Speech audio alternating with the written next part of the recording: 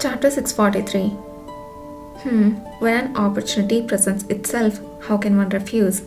Come over here and let's look at this together. Opportunity? Edith's gaze shifted to the door through which Nathan Zuckerman had just exited. So, he didn't really go to help the kid splitting firewood, but left to ensure it was just the two of us? If it was between those who trusted each other implicitly, such a move wouldn't be problematic. But whether such a level of personal trust existed between him and Yidhar? In my previous life, definitely not. And in this life? Previously, Yidhar had warned Nathan Zuckerman to be wary of him and to protect Kishir. Nathan found the strange request somewhat amusing, yet he had faithfully followed it until now. It was understandable that Nathan had shared information and advice with Yidhar, citing the need to protect Kishir. Yidhar had often seen Nathan wear a peculiar expression whenever he saw him with Kishir. Naturally, Yidhar believed that Nathan, despite his complicated feelings, would maintain a proper distance. However, the change in Nathan's inner thoughts might have been deeper and more significant than Yidhar anticipated. In his previous life, Nathan Zuckerman rarely left Kishir's side, especially after the manifestation incident. His protectiveness had only intensified, always trying to guard Kishir from a distance whenever Yidhar came to report.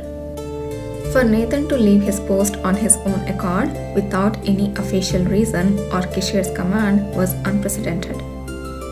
Even after witnessing my heat a few days ago, he made this decision. Can it be true? Such an event would normally lead Nathan to heighten his guard around Yidhar, not lessen it. Yet it seemed the knight's judgment was contrary to Yidhar's expectations. Mixed feelings swirled within Yidhar. A desire to tell Nathan not to let his guard down so easily, and a complex appreciation for Nathan's silent show of trust. Why that expression? Are you disappointed that Nathan left? At that moment, Kishir, quick to notice, inquired. Even while smiling, his eyes were scanning every subtle reaction from Yidhar. No, it's just, it feels unusual for Sir Zuckerman to leave us alone. Of course, I would prefer it if we could interpret the papers more closely together.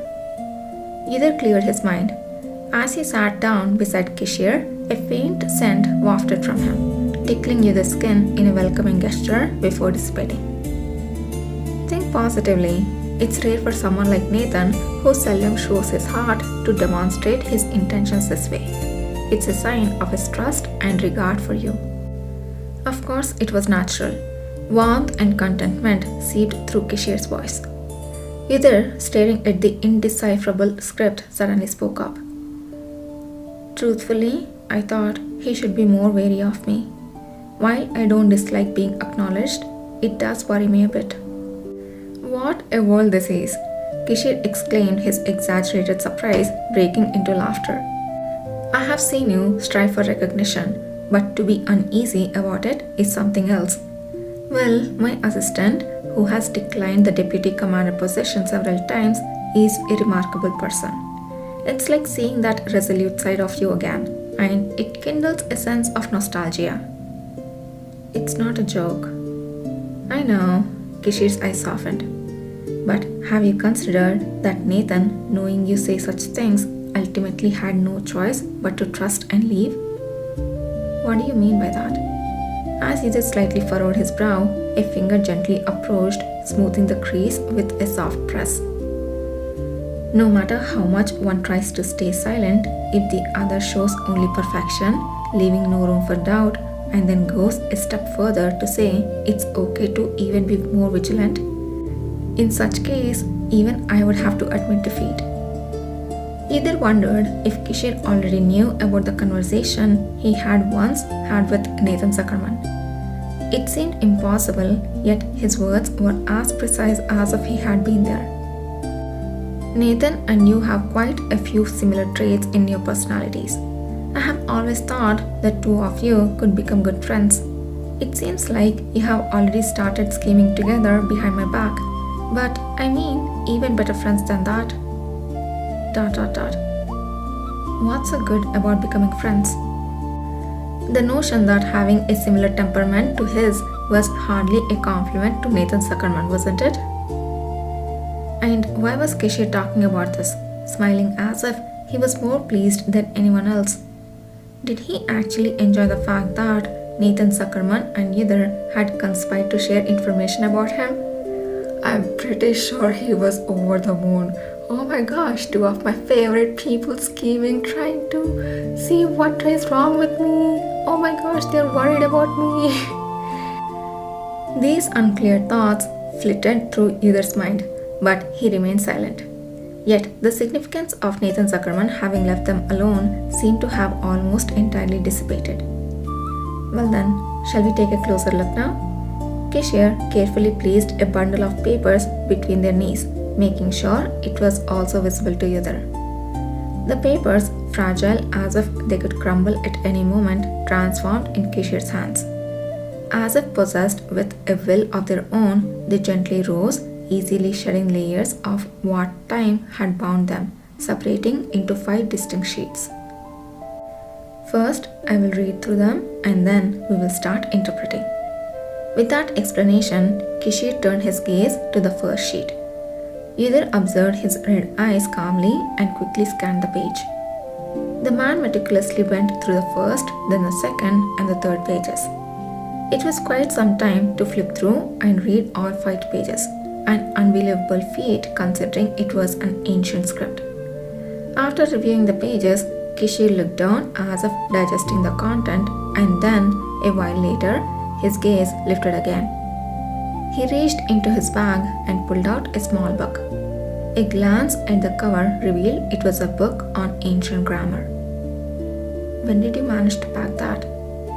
I bought a thin one, thinking it might be useful. I have never been beaten when it comes to preparedness since childhood. Though I have recently realized that even that preparedness can falter in the face of someone who is truly earnest. Kishir joked as he opened the book, placing it next to the ancient paper, comparing and scrutinizing several points. Only after completing this task did he close the book and turn to Yudhir. A deep breath followed a long pause.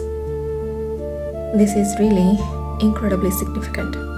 Now I understand why someone wanted to tear it apart and keep it separate. Yudhir was ready to listen. He tensed, waiting for the words that would follow from Kishir's mouth. I had only briefly skimmed the document, so it couldn't be said that I had read it in its entirety. However, to summarize, the first Duke Tane, Blake Von Tane, seemed to believe that the section you discovered during your monster research might be the key to answer he was seeking. After speaking those complex words, Kishir pointed his finger towards a certain part of the unfolded paper.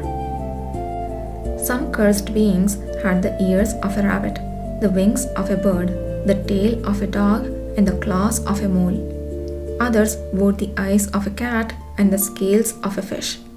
The word of God speaks of these mixed beings as coming from the world of the black moon. I long believed this to be a falsehood.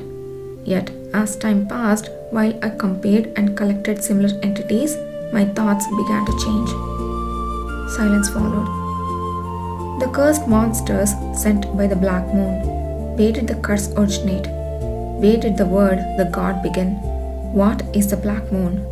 When I pondered these questions, I suddenly realized a certain truth. His words were a string of concepts that defied conventional understanding. Even if mages were known for their lack of piety, they didn't usually stray this far from general reasoning. It was almost as if questioning where the sun rose and why water flowed. I mean, that is science. Perhaps, being from the early days of the nation, his common sense differed from ours. While Yudhir pondered this, Kishir quietly continued as he turned to the next page. I have seen all the processes by which my father's unbelievable achievements were exaggerated into legends. When humans need to comprehend an inconceivable reality with their own strength or wish to pass down knowledge that should endure for future generations, they create legends. Thinking in this way seemed to reveal the answer.